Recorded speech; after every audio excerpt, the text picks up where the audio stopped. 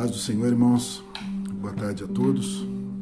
É bom estar mais uma vez aqui com vocês para esse nosso tempo de adoração ao nosso Deus, um tempo para a gente realmente estar na presença do Senhor, um tempo para a gente se colocar diante de Deus, a gente poder adorar o nosso Deus. Sabemos que nós estamos distantes, mas estamos na presença do Pai, para a glória do nome dele, né? Para honrar o nome do nosso Deus e ter sempre esse momento que é um momento tão precioso para nós, um momento de comunhão, um momento de adoração em unidade. A gente tem sido chamado para esse desafio. Como que a gente pode permanecer em unidade estando nós distantes? Como que a gente pode permanecer em comunhão se está cada um em um lugar, cada um na sua casa?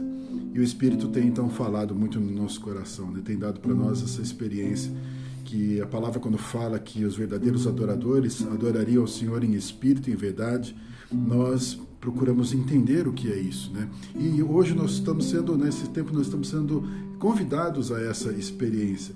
Como que nós podemos estar em unidade, então, e estar distantes? Somente pelo Espírito que habita em nós e que dá para nós, então, essa certeza que nós somos uma família. Temos os recursos que nos ajudam a permanecer juntos, a podermos falar, estar próximo, mostrar, né, a nossa cara um para o outro, mas a maior alegria nossa certeza é que o que promove isso é o Espírito Santo que habita em nós e faz de nós um só povo, um povo chamado pelo nosso Deus, um povo em unidade com o Pai, um povo que serve ao Senhor, um povo resgatado, um povo especial.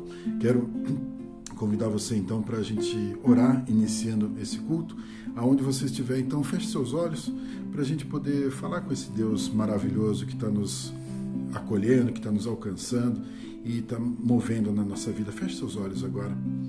Pai eterno, com alegria nós mais uma vez estamos na Tua presença para esse culto, esse tempo nosso de adoração.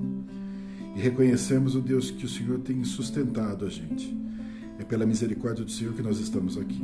É pelo cuidado do Senhor que nós estamos em pé, estamos fortalecidos. É pelo mover do Teu Espírito que nós temos esperança, que nós confiamos em Ti e olhamos para os dias que estão por vir como dias melhores, como uma vitória a ser completada na nossa história. Obrigado, Deus. Obrigado por estarmos nesse lugar especial, que é um lugar espiritual, que é diante do Senhor, é na Tua presença. Obrigado, Deus, por podermos ter esse culto e podermos todos juntos buscar a Tua face. Que a bênção do Senhor esteja aqui na minha casa, esteja na casa de cada um dos meus irmãos, cada um daqueles que se conectam com o Senhor através desse culto, dessa ministração. Que o mover do Teu Espírito, Deus, seja tremendo em todos os lugares e que a gente possa sentir o Senhor nos acolhendo agora, nos abençoando. Toma a direção, ó Deus, toma a direção daquilo que vai ser feito aqui, conduz de uma forma perfeita para que a gente possa ser totalmente abençoado por Ti. Dá, ó Deus, para nós da Tua paz.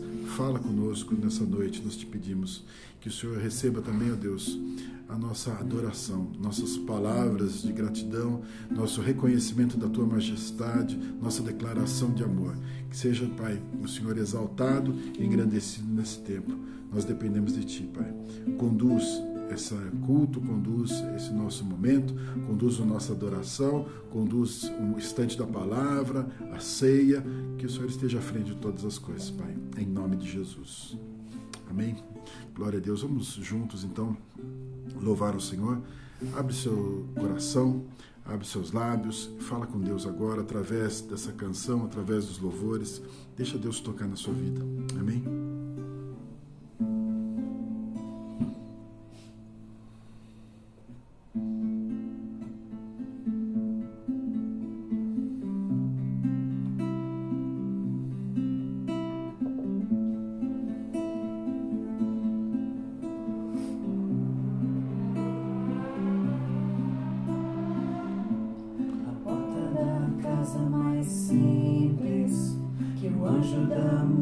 Não entra, a estrada que corre pro mar, o vento que abre o caminho é você.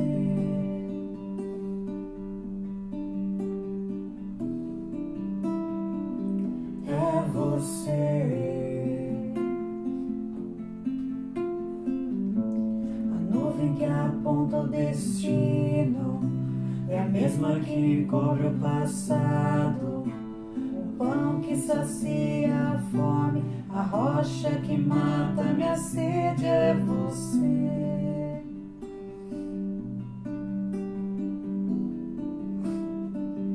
É você. Mais perto do monte, mais perto da face, me espanto com o peso da tua glória. Mais perto da glória, mais perto da morte, o medo quer me parar. Então me tira o medo que me faz dizer: Moisés, suba em meu lugar. Me faz entender que a tempestade é você, chuva forte é você, vento forte é você, e o que me faz tremer as pernas, a porta aberta é você, mas a fechada é você, é tudo sobre você. Mais perto do monte, mais perto da face, me espanto com o peso da tua glória. Mais perto da glória, é mais perto da morte, e o medo quer me parar. Então me tira o medo que me faz dizer: Moisés, suba em meu lugar. Me faz entender que a tempestade é você, chuva forte é você, vento forte é você, e o que me faz tremer as pernas, a porta aberta é você, mas a fechada é você, é tudo sobre você. Eu vou subir o monte que muitos desistiram e vou ficar lá até te encontrar.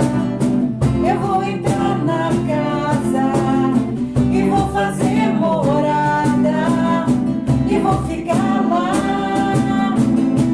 até te encontrar. Eu vou subir o monte que muitos desistiram e vou ficar lá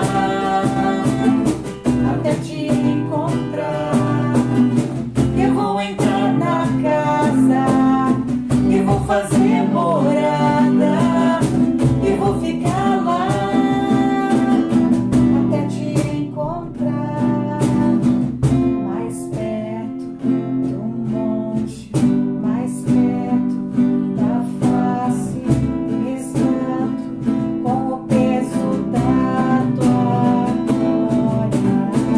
Mais perto da glória, mais perto da morte, o medo quer me parar. Então me tira o medo que me faz dizer: Moisés, suba em meu lugar.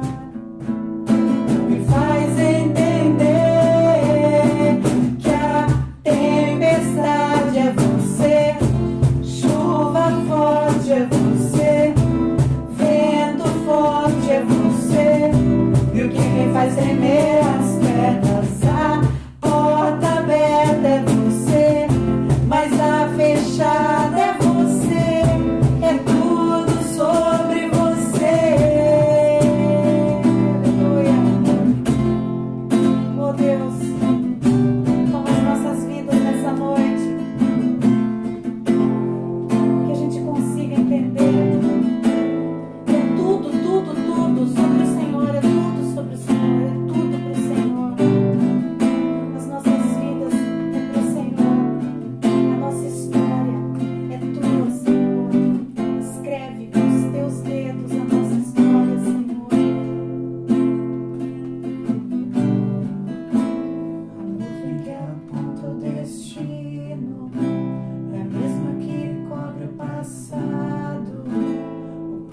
sacia a fome, a rocha que mata minha sede é você. Oh Senhor, eu sou o Senhor. É você.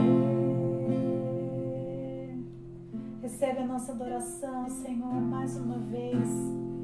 Nós estamos na Tua presença para declarar que o Senhor é o Deus Todo-Poderoso, Altíssimo, digno de toda honra, toda glória.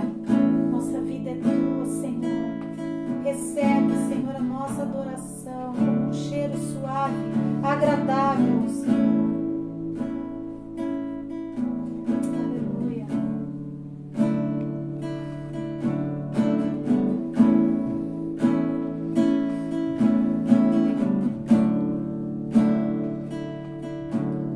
Teu sangue leva-me além, a todas as alturas, onde ouço a Tua voz. Fala de Tua justiça pela minha vida. Jesus, este é o Teu sangue.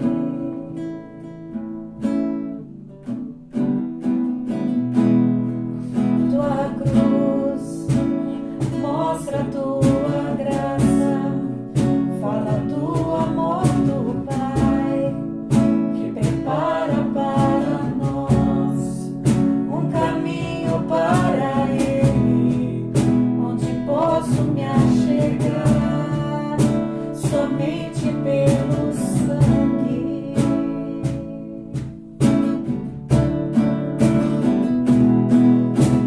Que nos lava dos pecados, que nos traz restauração. Nada além do sangue, nada além do sangue de Jesus,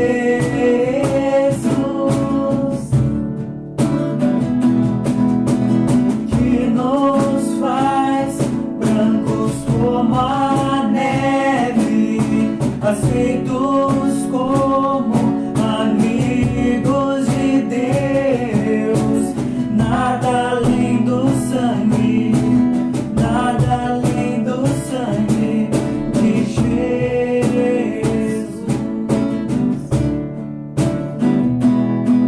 Tua cruz mostra a Tua graça, fala do amor do Pai, que prepara para nós o caminho para Ele, onde posso me achegar somente pelo sangue.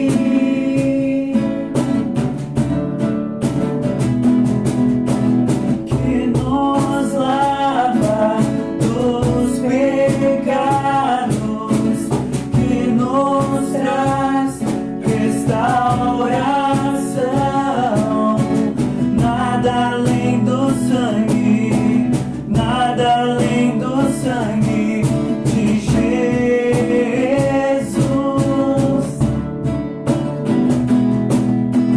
que nos faz brancos como a neve, aceitos como amigos de Deus.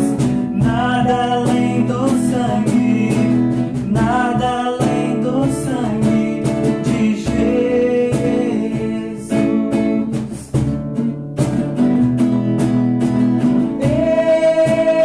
Eu sou livre,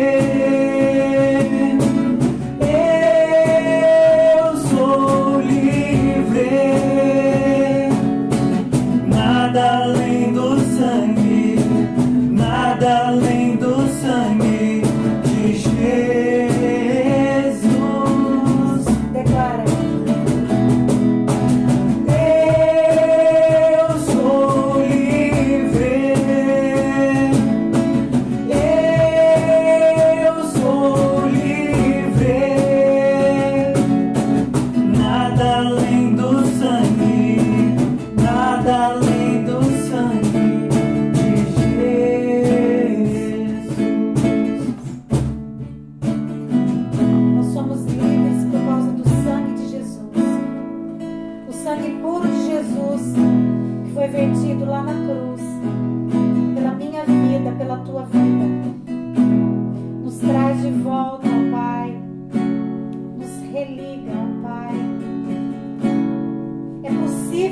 chegar até Deus por causa do sangue vertido na cruz de Jesus. Se você crê nisso, você é filho de Deus, filho de Deus. E qualquer que seja o seu pecado, o mais terrível deles, se você se arrepender, se você de coração se arrepender, o sangue de Jesus te torna mais alvo do que a neve. Esse é o momento de você colocar o teu coração diante do Deus poderoso, do único que pode perdoar você, através de Jesus. Quando Ele olha para você, Ele olha através do sangue de Jesus. É por causa desse sangue que nós somos purificados. É por esse sangue que a gente é filho. A gente se torna filho de Deus. Abre o teu coração nesse momento, qualquer que seja a mancha, o tamanho do pecado. Se você nesse momento se arrepender, se você pedir perdão, a palavra de Deus diz que o Senhor não rejeita um coração quebrantado, um coração contrito, um coração arrependido. Se arrependa e Ele vai tornar você, esse sangue vai te tornar mais alvo do que a neve. Glória a Deus, obrigado, Senhor, por isso. Porque esse sangue me torna pura diante do Senhor. Glórias ao teu nome. Oh Deus, nós cremos. Nós cremos nesse sangue, no poder que há no sangue de Jesus.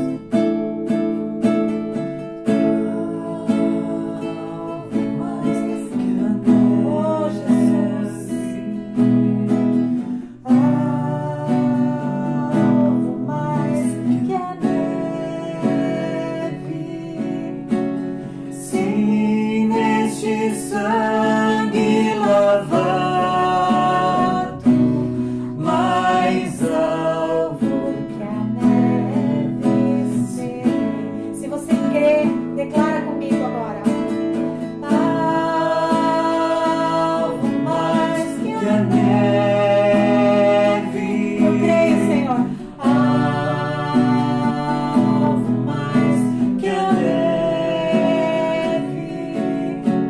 Sim, neste sangue lavado,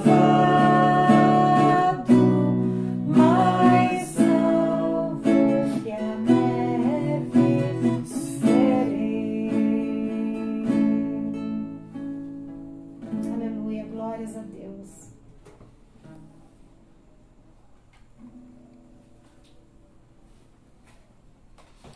Glória a Deus. Nós louvamos o nome do Senhor, porque temos sido alcançados por essa misericórdia e podemos então ter os nossos pecados perdoados, a nossa história recomeçada. Nós nascemos de novo pelo Espírito que habita em nós e nos dá então a chance, a oportunidade de nós termos uma nova vida em Cristo Jesus. Louvamos ao Senhor por isso. E ainda nessa noite, um pouquinho mais adiante, no final desse nosso culto, nós vamos celebrar a ceia do Senhor juntos. Convido você então a permanecer conosco para que a gente possa ter esse momento especial que celebra a nossa comunhão, celebra a nossa unidade com Cristo através desse sangue que foi vertido ali na cruz. Quero nessa noite trazer um texto aqui para vocês, quero ler com vocês, 1 de Pedro, capítulo 1, versículo 3. 1 de Pedro 1, versículo 3.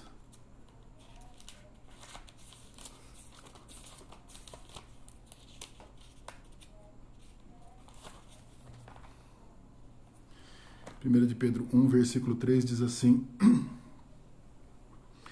Bendito o Deus e Pai de nosso Senhor Jesus Cristo, que segundo a sua muita misericórdia nos regenerou para uma viva esperança, mediante a ressurreição de Jesus Cristo dentre os mortos, para uma herança incorruptível, sem mácula, imarcessível, reservada nos céus para vós outros, que sois guardados pelo poder de Deus, mediante a fé, para a salvação preparada para revelar-se no último tempo.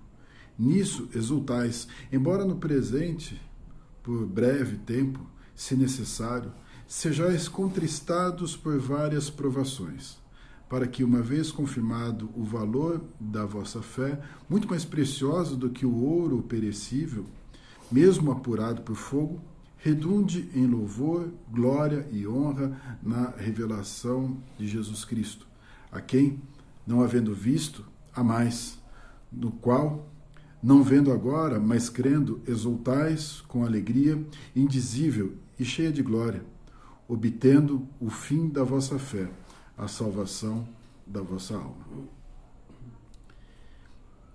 Texto aqui, escrito por Pedro, traz para nós aqui uma riqueza de detalhes, né? Inclusive nessa expressão de adoração ao nosso Deus, nessa expressão em que ele traz um pouco da grandeza de Deus e coloca em palavras, ou tenta pelo menos expressar em palavras, a grandeza de Deus e a nossa posição diante dessa misericórdia, desse mover de Deus, desse agir de Deus. Apresentando em poucas letras, em poucas palavras, então, um pouco dessa obra maravilhosa do nosso Deus e a nossa vida, então, guardada por Deus. Ele enfatiza essa ideia de que nós somos guardados por Deus, nós estamos, então, preservados, estamos guardados e temos uma esperança.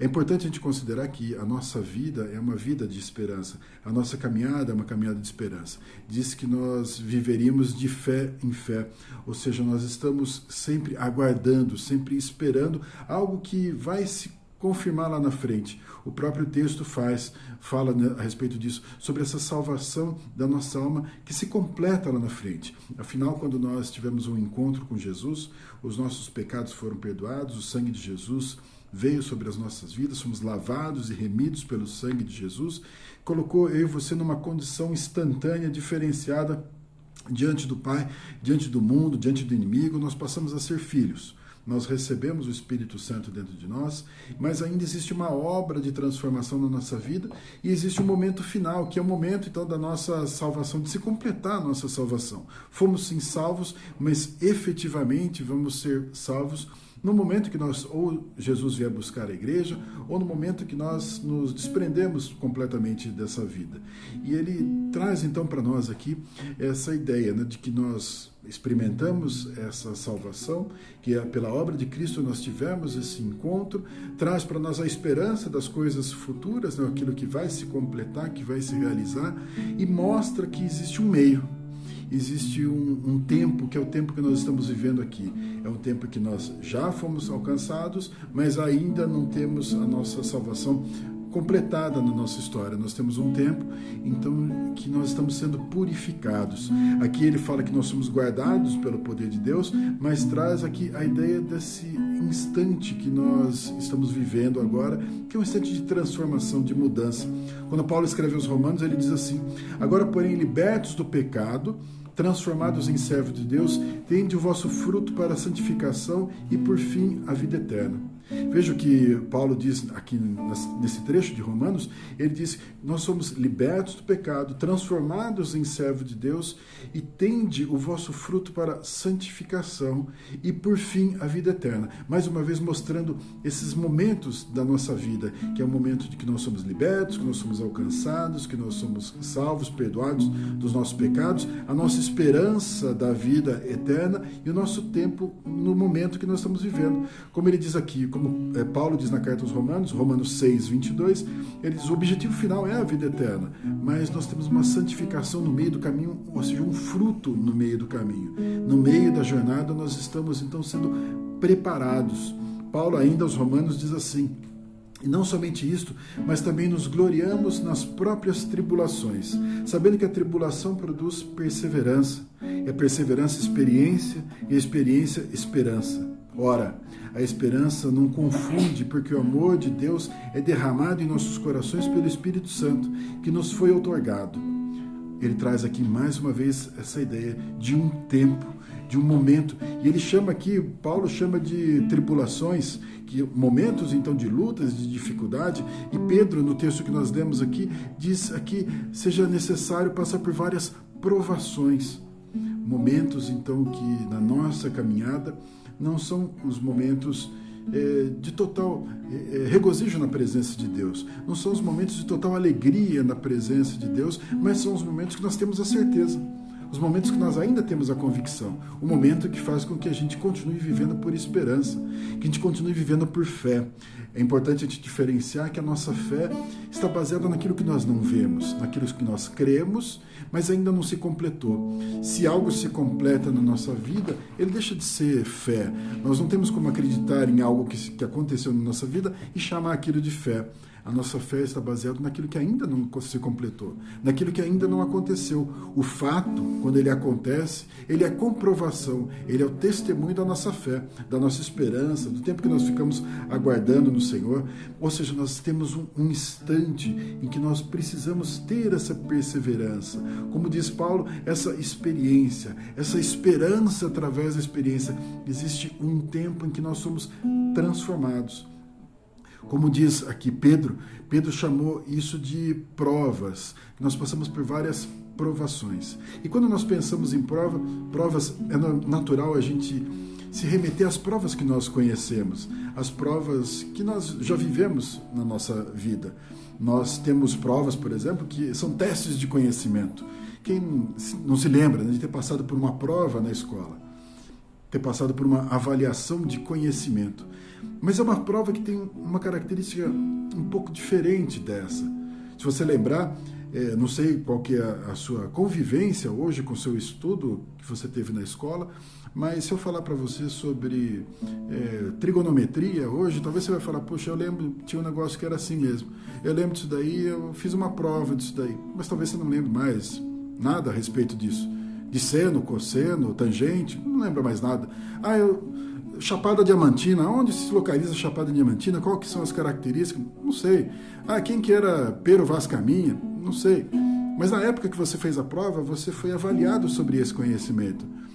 E se você lembrar qual que era o processo, você estudava alguma coisa, você estudava algo, tinha uma data marcada para aquela prova e você sabia o que ia cair naquela prova. Então você se preparava para aquela prova. Mas talvez esses conhecimentos eles não estejam mais presentes aí dentro de você. Talvez eles não sejam nesse momento mais necessários para você. E você passou por aquela prova. E aí talvez você possa ainda considerar, eu nunca fui muito bom em geografia, nunca fui muito bom em história ou matemática, seja qual matéria for, mas eu passei. Eu fui aprovado, eu consegui então passar de ano. E a nossa aprovação, muitas vezes nessas provas que nós temos como experiência, como história, é uma prova que nós fomos aprovados pela média. Nós tivemos mais ou menos uma nota razoável, ficamos satisfeitos e passamos então. Diferente da prova do crente. A prova do crente, ainda que o nome seja o mesmo, ele é diferente disso que nós passamos. Tem algumas características que é importante a gente considerar, que distingue das provas do mundo, das provas como essa, que são testes de conhecimento. Quando nós entramos no reino, entendemos que o nosso entendimento ele está sendo mudado, os nossos conceitos estão sendo mudados, estamos renovando a nossa mente, nos despojando do velho homem, acrescentando um conhecimento novo e nós vamos ser provados. E não é uma prova simplesmente de conhecimento bíblico, para saber onde se localiza o versículo, qual que é o profeta maior, qual que é o profeta menor. Não é isso. É uma prova prática de vida, de transformação de vida. A nossa prova é uma prova diferenciada. Não é uma prova que se resume num conhecimento que você pode simplesmente estudar. É uma prova de vida. Tiago escreve assim: sabendo que a provação da vossa fé, uma vez confirmada, produz perseverança. Ora, a perseverança deve ter ação completa, para que sejais perfeitos e íntegros, em nada deficientes. Ele diz aqui que a prova deve produzir perseverança. A perseverança, então, deve ser completa. Veja como existe uma diferença entre algo que precisa ser completo, comparado com algo que muitas vezes nós fazemos pela média. Ou seja, como nós falamos das provas escolares, nós achamos que uma média está boa. Quando nós falamos das coisas de Deus, diz que tem que ser completo, diz que tem que ser íntegro, tem que ser, então, perfeito na sua estrutura. Uma obra que produza, então, algo totalmente transformado em nós. Íntegros, em nada deficiente. Integral, sem mistura, sem falha, 100%. totalmente perfeita.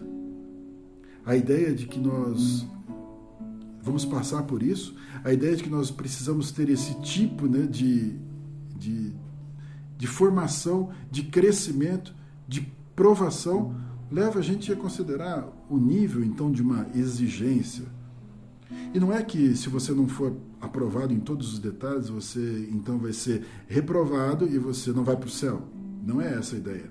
A ideia é, como diz o texto que nós lemos aqui, 1 de Pedro, logo no começo, para que, uma vez confirmado o valor da vossa fé, é muito mais precioso do que o ouro perecível, mesmo apurado por fogo, redunde em o quê? Em louvor, glória e honra na revelação de Jesus Cristo. Que produza algo que glorifique o nosso Deus. A minha transformação, a sua transformação, o resultado da nossa transformação, ela vai aparecer nessas provas. Ela vai aparecer nessas avaliações que nós vamos ter no meio do caminho. E mais uma vez, essa prova é para que eu e você sejamos perfeitos. A prova, então, ela leva eu e você a sermos purificados. O texto, quando fala de purificar a nossa fé purificada, é para ver se realmente a nossa fé ela é completa, ela é plena. E ela vai refletir, então, nessa nossa crença, naquilo que nós fazemos, na forma como nós atuamos, na forma como nós nos movimentamos, nos relacionamos. Quero considerar então com você que provação que nós passamos é algo necessário. Todo crente precisa ser provado. Todo crente precisa passar por essas provas. É importante eu e você passar, faz parte de um plano de aperfeiçoamento. Lembra, nós falamos no início, eu tive um encontro com Cristo, e eu tenho uma esperança da glória futura. E o tempo que eu estou passando aqui é um tempo onde eu tenho tribulações, eu tenho lutas, eu tenho provações, mas isso faz parte do meu crescimento. Toda prova, então, ela é para me aperfeiçoar também, é para fazer com que eu seja melhor, com que eu seja, então, transformado, com que eu possa, então, mudar de fase, mudar de nível, que eu possa, então, ter uma condição diferenciada. A prova sempre vai considerar as minhas limitações, porque quando nós vemos a ideia da ação completa, através da perseverança, através da prova, considera aonde eu estou e aonde eu devo chegar. Então, sempre uma prova que eu e você passamos, ela considera o meu nível, ela considera o lugar onde eu estou, ele considera o quanto que eu já avancei, ela quer complementar, ela quer completar uma obra na minha vida. Então, Deus sempre vai nos proporcionar provas onde nós temos condições de ser aprovados, onde nós temos condições de ter um resultado positivo, um resultado bom. E, infelizmente, nós sabemos que a prova, na maioria das vezes, ela é dolorida, no sentido de que ela tira a gente do conforto. As provas são assim. E essa prova talvez se assemelhe às outras provas que a gente passou, que a gente, de certa forma, tinha uma ansiedade por aquele momento da avaliação, uma ansiedade por receber o resultado. E muitas vezes as provas que eu vou passar, que você vai passar, elas vão levar a gente a um desconforto, levar a gente a um teste, levar a gente a esticar os nossos limites e tirar um pouco a gente de uma zona tranquila que nós muitas vezes nos encontramos. Ainda Pedro diz assim: amados, não estranheis o fogo ardente que surge no meio de vós, destinado a provar-vos, como se alguma coisa extraordinária vos estivesse acontecendo. Quando Pedro escreve isso, 1 de Pedro 4,12, ele está dizendo: olha, não acho estranho, né, que as provas surgem no meio de vocês. Não ache estranho essa situação que muitas vezes leva você ao desconforto. Não ache que por causa dessa prova você está longe da presença de Deus, está fora da presença de Deus, ou que Deus não te ama. Pelo contrário, Ele está permitindo essa prova para que você possa, então, ser trabalhado. Agora, nós estamos num processo, então, de crescimento. Estamos num processo para a gente amadurecer, para a gente estar mais perto de Deus, para a gente estar mais próximo, até mesmo quando a gente cantou, a gente estar mais junto do Senhor, a gente experimentar isso, experimentar a presença de Deus. Mas existe sempre uma ação do inimigo tentando fazer com que a gente não prospere nessa prova, com que a gente não se dê bem. Então, o inimigo muitas vezes traz para nós algumas respostas no meio dessa prova, que é um momento em que nós estamos muitas vezes mais fragilizados. E ele vem então nos tentando na hora da prova, ele vem colocando para nós alternativas. Se nós lembrarmos, Jesus, quando estava no deserto, num tempo de consagração, 40 dias de jejum, o inimigo surge na vida dele para tentá-lo, num tempo em que ele está fragilizado. As nossas provas, então, elas nos deixam muitas vezes abatidos, porque nós estamos no meio de um processo, de uma luta, no meio de um momento de desgaste, um momento que nós saímos do conforto.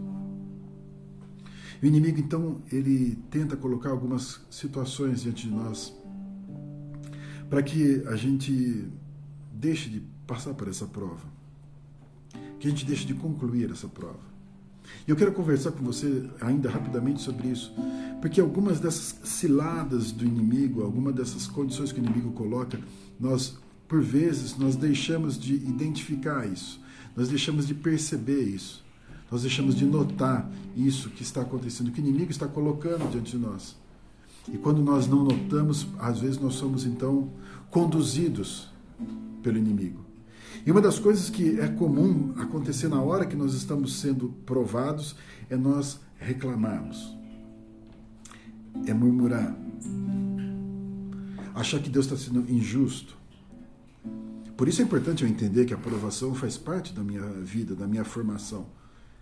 Porque senão eu vou achar que a minha caminhada aqui com Cristo é uma caminhada onde eu jamais terei problemas. Não, eu terei dificuldades. O próprio Senhor Jesus diz: no mundo tereis aflições, mas responda isso com bom ânimo, porque existe um final, e eu proporcionei um final para isso.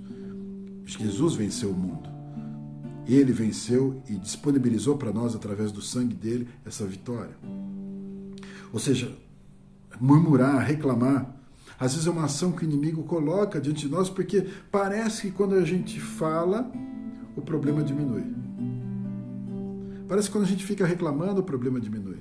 Uma coisa, né? A pessoa dizer: olha, eu quero desabafar porque eu estou me sentindo de alguma forma preso numa situação, eu estou de alguma forma me sentindo pressionado numa situação e eu preciso falar com alguém. Uma coisa é você compartilhar, outra coisa é você murmurar, é você reclamar. Essa alternativa é uma alternativa que o inimigo muitas vezes coloca diante de nós e faz com que essa resposta, essa alternativa, então, ela fique presente no nosso meio.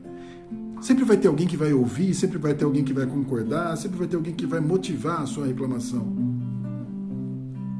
Mas reclamar é como se a gente estivesse dizendo que Deus é injusto, que Deus não está fazendo certo, que Ele não está no controle da minha vida. A reclamação, então, ela não acrescenta em nada. Outra situação que muitas vezes para nós é uma cilada é eu ter autocomiseração, começar a ter dó de mim mesmo. Achar que eu sou, então, injustiçado. Porque todas as vezes, então, que eu acho que eu estou sendo injustiçado, eu estou clamando por uma justiça que não é a justiça de Deus. Quem está pronto para agir numa hora dessa é o inimigo. Para trazer uma alternativa para mim, para trazer para mim uma resposta onde eu acho que aquilo é justo. O sentimento de que eu estou sendo injustiçado pode inclusive trabalhar em mim e eu achar que eu sou sempre um coitado. Um complexo de inferioridade que atrapalha, não permite que Deus esteja agindo na minha vida. Afinal, eu sou filho de Deus, eu sou abençoado por Deus, cuidado por Deus. Passo por lutas e dificuldades, mas Deus está cuidando de mim. Às vezes, nesse processo de autocomiseração, a gente quer ganhar a compaixão dos outros, a atenção dos outros. A gente quer simplesmente ganhar a dó das outras pessoas. E nós passamos a viver alimentados por isso. Veja, a prova está ali e eu estou, então, tirando proveito dessa prova para alimentar uma questão emocional. Às vezes eu sou tentado a transferir a responsabilidade, a culpa ou o problema para as outras pessoas. Dizer que alguém é responsável pelo meu problema, alguém é responsável pela luta que eu estou enfrentando, pela prova que eu estou enfrentando, nunca sou eu. Mesmo que isso não seja de uma forma direta, mas de uma forma indireta, as pessoas se tornam iradas, se tornam briguentas, aponta a culpa para os outros, não reconhece os seus erros, não reconhece os problemas e não enfrenta. Sempre a culpa é dos outros. Transfere isso para os outros, em vez de olhar para as provas realmente como uma oportunidade de crescimento, algo que Deus está proporcionando para nós, para que a gente possa amadurecer. Sempre coloca um terceiro, coloca um outro responsável por isso e joga sobre aquela pessoa toda a responsabilidade de forma que eu não tenha que me envolver com isso, de forma que eu não seja chamado realmente a uma responsabilidade. Às vezes a gente não quer sair do nosso conforto. Como eu disse, a prova ela traz para nós um desconforto.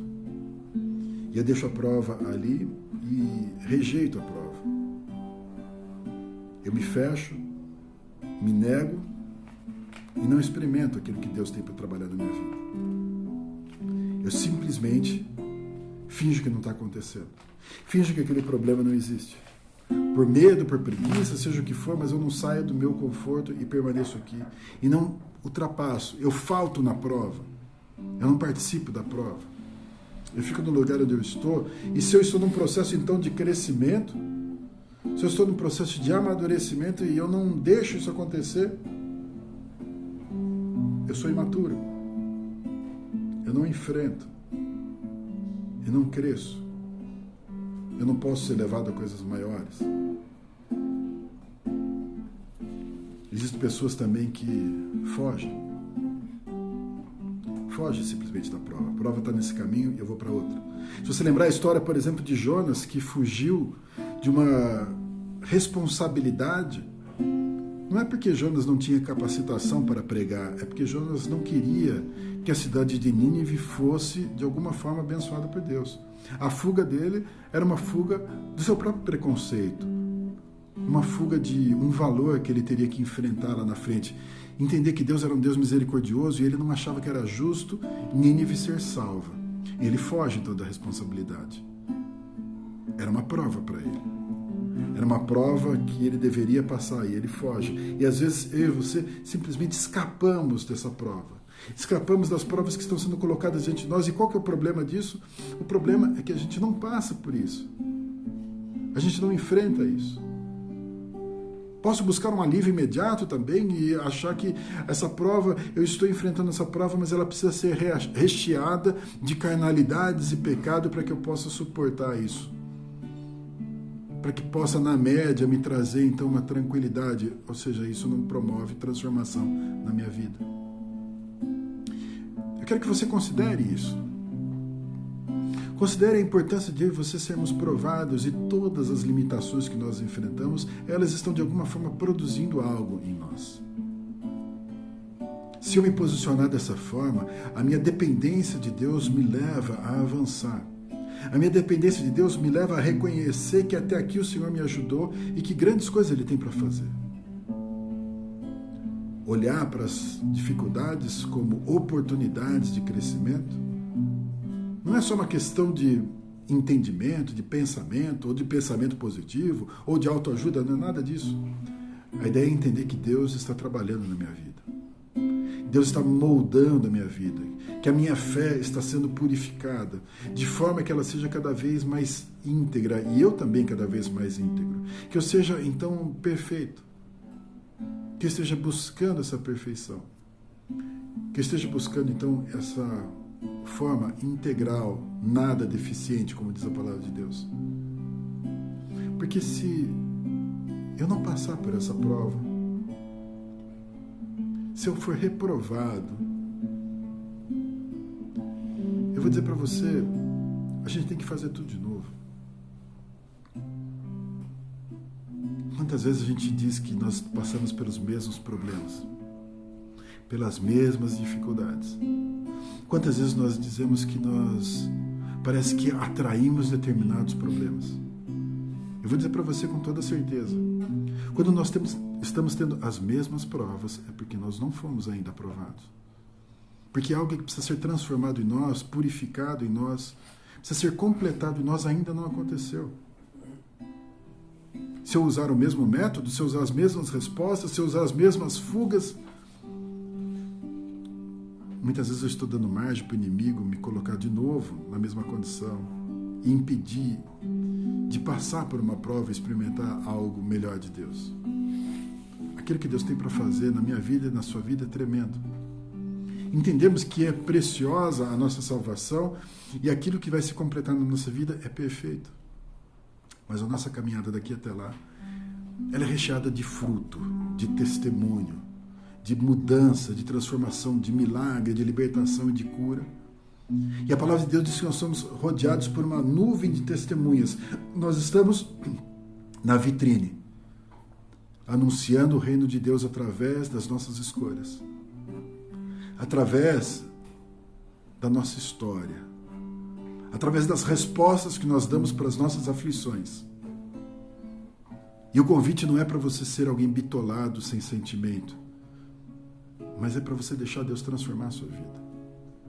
Deixar Deus transformar a sua história, para que a sua vida possa glorificar o nome dele, para que a sua história seja uma história de vitória, porque ela vai ser, mas o caminho de vitória, um caminho da bênção, do sustento, da libertação. Considera isso. Considera o quanto que a sua vida está alinhado com esse propósito. Enquanto você reflete a respeito disso, eu quero já dar início à ministração da ceia do Senhor, que mostra, fala e celebra a nossa unidade com Cristo Jesus.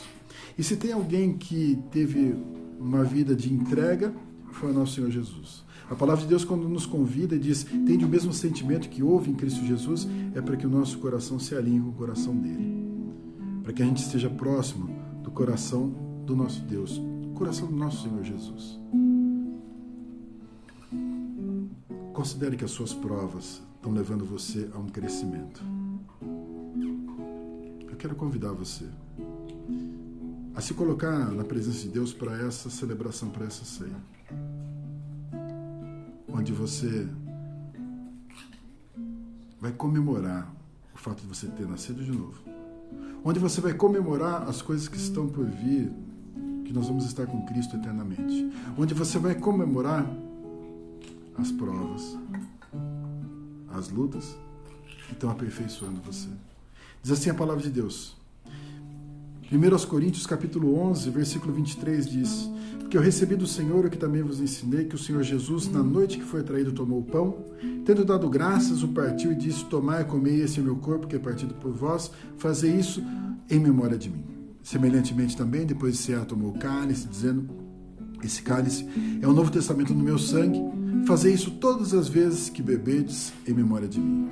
Porque todas as vezes que bebedes esse pão, que comedes esse pão e bebedes esse cálice, anunciais a morte do Senhor até que venha. Ou seja, nós estamos anunciando a morte de Cristo e a promessa que vai se cumprir através da celebração da ceia. Nós olhamos para a Escritura, olhamos para a verdade da Escritura, olhamos para os ensinos da Escritura, entendemos que a nossa vida com Cristo é uma vida diferente da vida desse mundo. Nós estamos anunciando a nossa comunhão com Cristo. Esse tempo que nós temos aqui para celebrar a ceia é um tempo de reflexão, onde nós avaliamos a nós mesmos e o quanto que nós estamos unidos com Cristo. O texto convida a gente, fala, examine-se, pois, o homem a si mesmo, assim como a do pão e beba do cálice, para que não participe de uma forma indigna. Que a gente possa olhar para nós, então, e ver como que a gente tem lidado com as nossas provações. Como que a gente tem lidado com as nossas avaliações. Será que eu tenho respondido segundo aquilo que Deus está me ensinando? Será que eu tenho respondido segundo as orientações de Cristo? Segundo as instruções de Cristo? Segundo o modelo, o exemplo do nosso Senhor Jesus? Como que eu estou reagindo? Como que eu estou me comportando? Na hora das provações, é a hora que a nossa fé é provada. A hora que a nossa fé é avaliada. Na hora que nós estamos dando testemunho se nós realmente confiamos em Deus. Como tem sido a sua postura? Aí na sua casa, eu quero convidar você a segurar os elementos. O pão e o suco de uva, para que a gente possa orar, consagrando ao Senhor agora. Deixa Deus falar com você, inclusive nessa oração. Deixa Deus trabalhar na sua vida agora, no seu coração. Porque assim você pode examinar a si mesmo. Se houver algo que distancia você de um propósito de Deus, de um plano de Deus, de um projeto de Deus, de uma expectativa de Deus, e isso estiver claro no seu coração, se posicione agora. Deixa Deus falar com você.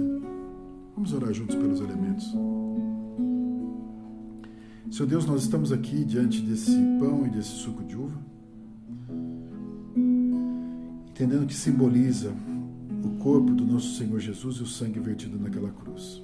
Simboliza a entrega, simboliza o amor, simboliza a nova vida, simboliza uma nova história com novos valores, novos objetivos, novas perspectivas e uma vida eterna. Portanto, Deus, nós queremos apresentar esses elementos diante do Senhor, consagrá-los diante do Senhor para esse instante, para essa celebração da ceia, e pedimos a Deus que o Senhor nos envolva nessa ceia com as verdades do Senhor, para que a gente possa participar de uma forma digna realmente. Nos ajuda, Pai, nesse momento. Fala conosco nesse instante, em nome de Jesus. Como diz o texto para nós, que Paulo escreve aos Coríntios, fazendo uma alusão a respeito da ceia, trazendo uma orientação a respeito da ceia. Porque eu recebi do Senhor o que também vos ensinei, que o Senhor Jesus, na noite que foi traído, tomou o pão, tendo dado graças, o partiu e disse: tomai, comei, esse é meu corpo que é partido por vós, fazei isto em memória de mim. Em memória do corpo de Cristo, partido ali na cruz por mim e por você, entregue sem pecado naquela cruz, participemos do pão.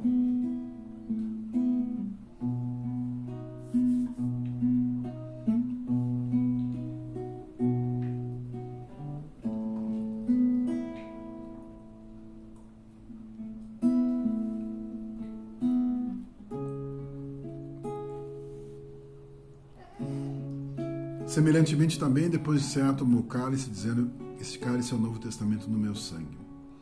Fazei isso todas as vezes que beberdes em memória de mim.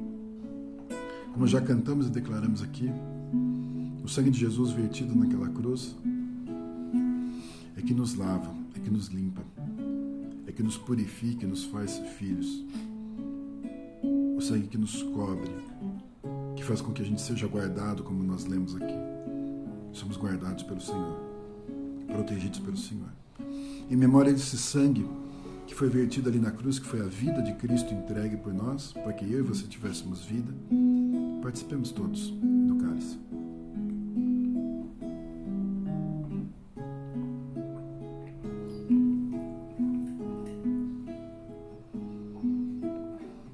Obrigado, Deus. Obrigado por podermos mais uma vez celebrar essa verdade, celebrar essa vitória, celebrar essa unidade. Nós somos teu povo e queremos ser reconhecidos como teu povo. Nós não queremos ser parecidos com esse mundo, nós queremos ser parecidos com Cristo. Em todas as virtudes do Senhor, em todas as virtudes manifestas que nos instrui, que nos ensina e faz com que a gente entenda que nós podemos ser diferentes, nós podemos reagir de uma forma diferente. Podemos passar, sim, pelas tribulações, pelas provações, declarando nossa fé, declarando que nós pertencemos ao Senhor. Portanto, ó Deus, em nome de Jesus, vem fazendo, ó Deus, dessa unidade dada pelo Teu Espírito, dessa unidade, ó Deus, promovida pelo sacrifício de Cristo e o amor do Senhor, venha fazendo, Deus, com que essa unidade prevaleça. Nós, como povo do Senhor, distintos desse mundo, não para sermos melhores, superiores ou arrogantes, mas para mostrarmos do Teu amor e misericórdia. Usa as nossas vidas, usa os frutos, usa a nossa história, usa as nossas respostas, que elas glorifiquem o Teu nome, que elas exaltem o Teu nome. Obrigado, Deus, por essa celebração. E o nosso coração anseia pelo retorno de Cristo, para buscar a igreja e estarmos com o Senhor por toda a eternidade. Amém? Quero Louvar a Deus pela sua participação, por estar junto conosco nesse momento, e quero orar para a gente encerrar esse culto, esse tempo especial, convidando você para estar conosco durante essa semana, nos 15 minutos, de segunda, quarta e sexta, em nosso culto, então na quinta-feira, às 20 horas. Tempo precioso para a gente estar diante de Deus, tempo para a gente estar ligado, para a gente estar conectado, juntos, esperando ansiosamente pelo momento que nós vamos poder estar reunidos na casa do Pai. E nós vamos poder estar caminhando junto, nos abraçando, vamos poder viver de novo a nossa comunhão, que ela não foi interrompida agora, mas que ela será celebrada junto, lado a lado, presencialmente. Amém? Vamos orar juntos. Obrigado, Deus, por esse culto, obrigado pelos momentos que nós tivemos aqui, pelo tempo de adoração, pela Tua verdade, pela Tua palavra, que nos ensina a respeito das provas, das lutas, e faz com que a gente as enxergue de uma forma diferente. Que a gente enxergue com gratidão e dependência do Senhor. Que o Senhor nos abençoe nossa casa, fortaleça o nosso lar, nos dê uma semana de alegria, nos dê uma semana, Deus, de respostas diferentes às situações que nos cercam. Que o Senhor cuide do nosso coração. Nos livra, Deus, de todo mal. Nos dá, Pai, um tempo de vitória. Obrigado, Deus, porque a gente pode te adorar como fizemos aqui nessa noite. E podemos cantar louvores todos os dias. E podemos permanecer na Tua presença. E podemos, ó Deus, mostrar que o Senhor é Deus na nossa vida. Que assim se cumpra, Deus, a Tua vontade em nós. Em nome de Jesus. Amém. Deus abençoe a todos. Em nome de Jesus, uma excelente semana com o Senhor.